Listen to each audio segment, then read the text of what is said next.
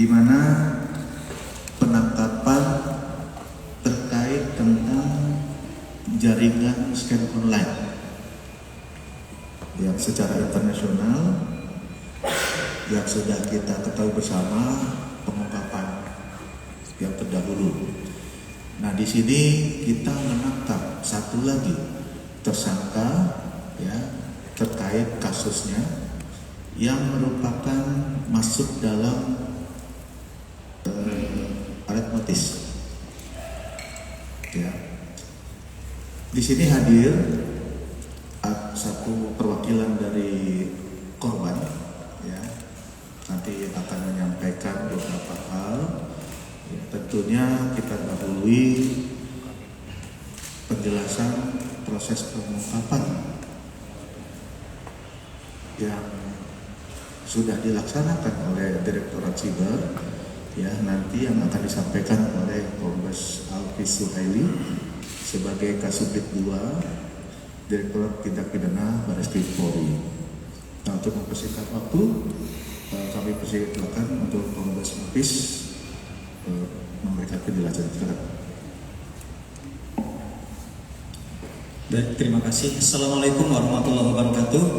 Yang saya hormati Kabar Penum Divmas Polri, Kombespol RI Caniago. Yang saya hormati perwakilan korban, Bu Trian. Rekan-rekan media yang saya hormati, pada kesempatan ini kami ingin memberikan informasi tambahan berkaitan dengan tertangkapnya satu orang tersangka yang diduga terlibat dalam jaringan scam internasional, sebagaimana yang telah kita rilis beberapa hari yang lalu. Pada tanggal 17 Juli dini hari, kami mendapatkan informasi dari Institusi Interpol bahwa salah satu tersangka yang telah masuk dalam daftar red notice ini telah melintas dari Dubai menuju ke Jakarta, sehingga kami dari Direktorat Tindak Pidana Barreskrim Polri mengecek ke bandara Terminal 3 Soekarno-Hatta, dan ternyata memang benar bahwa tersangka yang sudah kita publish di red notice pada tanggal 23 November 2023 betul adalah salah satu tersangka yang kita cari. Akhirnya dari bandara kita bawa dan kita lakukan pemeriksaan. Tersangka tersebut berinisial L, ya, warga negara Indonesia, perempuan, berasal dari Sukabumi, Jawa Barat. Tersangka red notice ini, ya, sebagai kita informasikan sebelumnya, merupakan bagian dari kelompok scam internasional. Perannya sebagai operator, ya, berperan sebagai operator. Dia bekerja di Dubai sebagai operator itu sekitar bulan Mei sampai Agustus 2023. Di sana dia mendapatkan gaji sama dengan pemeran operator lainnya, yaitu sebesar 3.500 dirham. Ya. Tersangka ini L itu datang ke Dubai itu memang tidak melalui proses rekrutmen atau direkrut atau diorganisir. Dia datang awalnya sendiri saja karena sudah ada saudaranya di sana di Dubai. Sampai di sana awalnya ingin mencari pekerjaan apa saja, tapi ternyata direkrut oleh kelompok ini, ya, dilatih untuk menjadi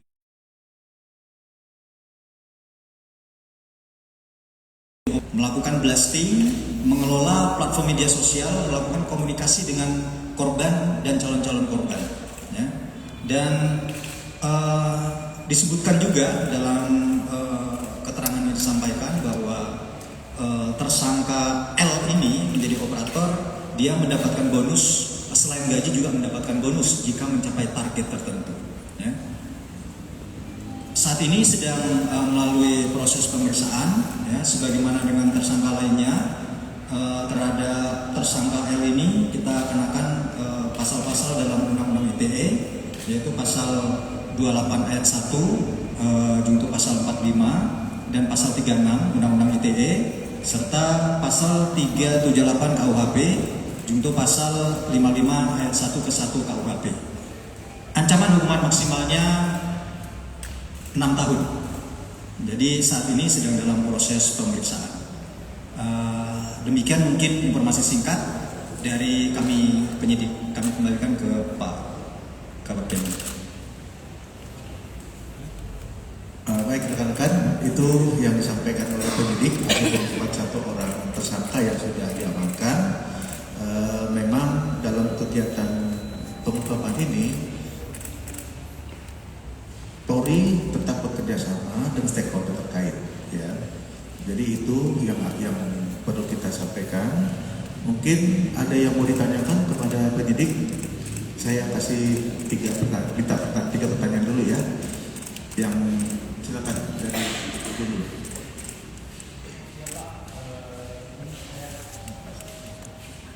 Ya.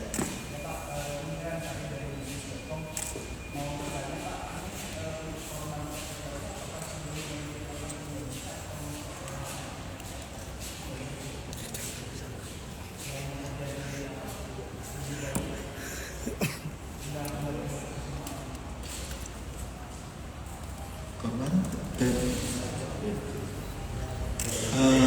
Belum semuanya kembali. Ya, belum semuanya kembali. Oleh karena itu, mereka yang waktu itu kembali di repatriasi yang awal itu karena mereka sadar bahwa yang mereka kerjakan itu adalah salah, pulang dulu. Yang lainnya masih meneruskan pekerjaan itu. Gitu. Nah, jadi yang kita duga mereka itu merupakan bagian dari jaringan dan masih bekerja waktu itu, kita terbitkan DPO dan red notice karena berada di luar negeri. Gitu. Nah, jadi mereka kemarin yang satu orang ini mereka ingin pulang ke Indonesia, tetapi karena ada catatan red notice-nya, kita amankan di bandara. Gitu. Mereka pulang. Oke. Perempuan dulu nih. Pak, untuk tersangka L ini, apakah sudah diketahui kapan dia mau ke Jakarta? Itu kan tadi disebutkan kalau misalnya dia mau melakukan perjalanan dari Dubai ke Jakarta, itu apa? Perjalanan apa? Terus untuk 17 korban TPPO, itu kan dia mempunyai kemampuan tidak diperhatikan. Apakah ada peluang bahwa mereka juga akan ditersangkakan karena mereka juga menjadi pelaku yang peluang mereka ditersangkakan karena mereka juga menjadi pelaku Tersangka L ini dalam rangka ingin pulang saja, ingin pulang kampung, ya, ingin pulang kampung. Adapun apakah mereka menjadi tersangka nanti akan kita lihat sejauh mana perannya, alat bukti yang lain yang kira-kira menguatkan, ya. Kalau memang nanti kuat alat bukti cukup, mereka menjadi tersangka, ya tidak menutup kemungkinan ya, untuk menjadi tersangka.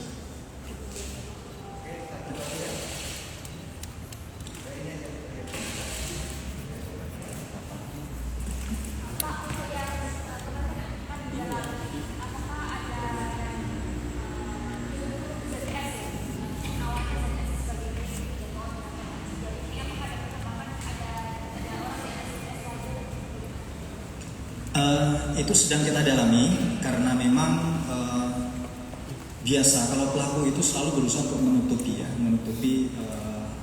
menutupi konstruksi kasus secara keseluruhan. Nah, oleh karena itu kami dari Biro Siber berusaha untuk mendalaminya. Kalau memang nanti itu sama mungkin pertanyaannya, kita mendapatkan indikasinya. Tetapi ini dalam masih proses penyelidikan yang mendalam dari kami. Tentu kita belum mengungkapkan secara mendalam, dan nanti apabila sudah jelas apakah pelakunya akan kita sampaikan kepada publik. Jadi tidak menutup kemungkinan, ya, karena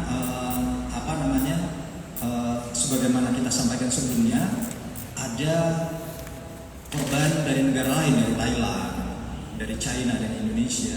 Tidak menutup kemungkinan mereka pelaku-pelaku akan ada pelaku-pelaku yang lainnya.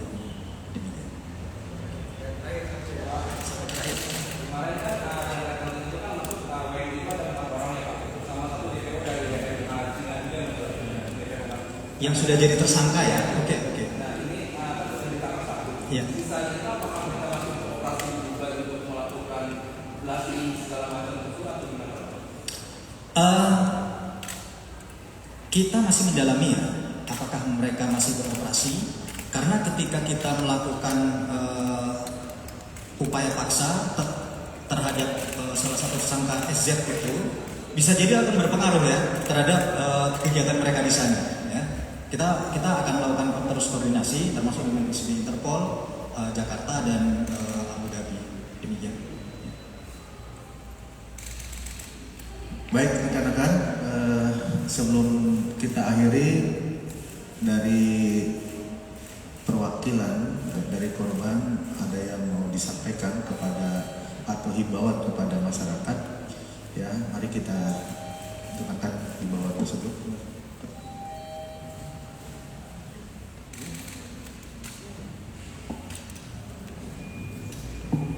Baik, Assalamualaikum warahmatullahi wabarakatuh. Pertama-tama saya dengan Tria, perwakilan dari korban seluruh Indonesia, termasuk dengan korban warga negara Indonesia yang berada di luar negeri yang terbentuk dalam suatu paguyuban.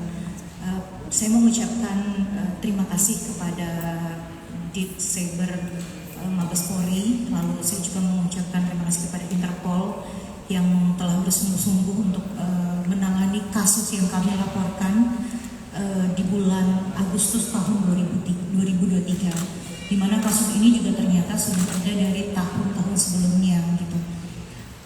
Terlebih lagi saya juga mau mengucapkan kepada teman-teman wartawan yang sudah ikut memberikan informasi atau edukasi kepada masyarakat Indonesia bahwa setiap usaha atau pekerjaan yang dirasa mudah dengan mendapatkan atau iming-iming pendapatan yang besar, saya harap itu jadi sedikit awareness ya, maksudnya sedikit perhatian bahwa itu pasti ada maksud terselubung di dalamnya gitu, dimana teman-teman korban yang tersebar di seluruh Indonesia, mungkin sebagian teman-teman wartawan sudah ada yang pernah meliput pergerakan kami, itu cukup banyak dan tersebar di seluruh Indonesia gitu. Jadi semua kalangan menjadi sasaran kejahatan scammer tanpa kecuali.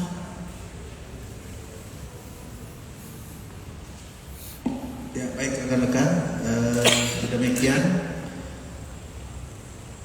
informasi yang kami berikan pada siang hari ini ya terkait masalah penangkapan tersangka jaringan scam online internasional, satu orang yang merupakan bagian dari red notice yang sudah kita sampaikan kepada negara-negara lain. Kemudian yakinlah bahwa Polri berkomitmen untuk tetap tegas dalam segala upaya-upaya ya